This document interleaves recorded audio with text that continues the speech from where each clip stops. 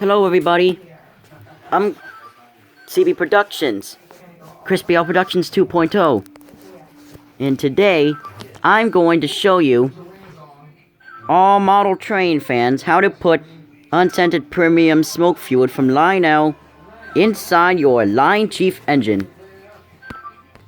This is how you do it. Okay, you know how to unscrew the bottle, but be very careful.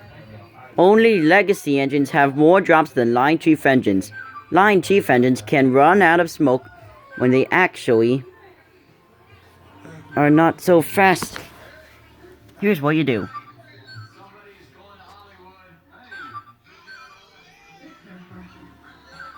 You have to squeeze carefully on here, and then the water will drop.